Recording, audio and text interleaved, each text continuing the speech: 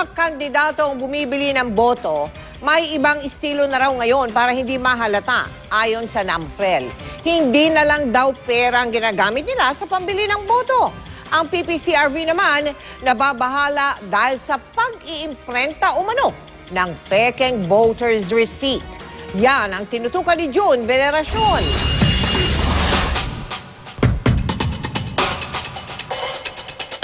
Sa utos ng Korte Suprema, dapat mag-issue ang COMELEC ng voter's receipt pagkatapos bumoto para makita kung tama ang pagbasa ng makina sa laman ng balota. Bawal ilabas ang resibo para hindi magamit sa vote buying.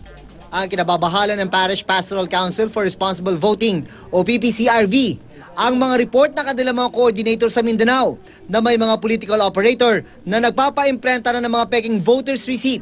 Yung peke na vote receipt, hindi naman makikita yun, nakalagay sa kamay ng botante, at yun ang ihuhulog imbis na yung tunay na resibo. Kapag nailabas na ng presinto ang tunay na resibo, yun na ang gagamitin na pruweba sa bayaran. Sa Mindanao raw, libo-libo ang usapan sa bayaran dahil pami-pamilya ang bilihan.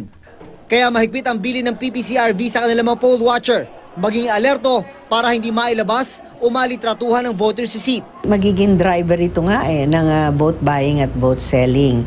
Proof of purchase. At kasabay na makabagong panahon, may bago rin daw ngayong estilo sa pagbili ng boto. Marami ngayon pamamaraan ng enticement or even vote buying. Not necessarily cash. So it has become sophisticated also. Napansin ng National Citizens Movement for Free Elections o NAMFREL na sa pagpapalista ng mga botante sa barangay tuwing may political rally, pati cellphone number ay nakasulat. Yun pala ang ginagamit para mabigyan ng libreng load ang cellphone ng botante. May mga pagkakataon din daw na sa halip na pera, gift check ng mall o supermarket ang pinapamudmod. Mobile cash, mobile money, these are features that are used in many parts of the world, di ba? Kasi walang bangko nga. So ginagamit to ease the transaction, the transfer of money. So sa panahon ng halalan, nakita na pwedeng sakyan. Nag-iingat na raw kasi ngayon ang mga politiko para hindi maging laman ng balita at usap-usapan sa social media. June Veneracion, Nakatutok, 24 Oras.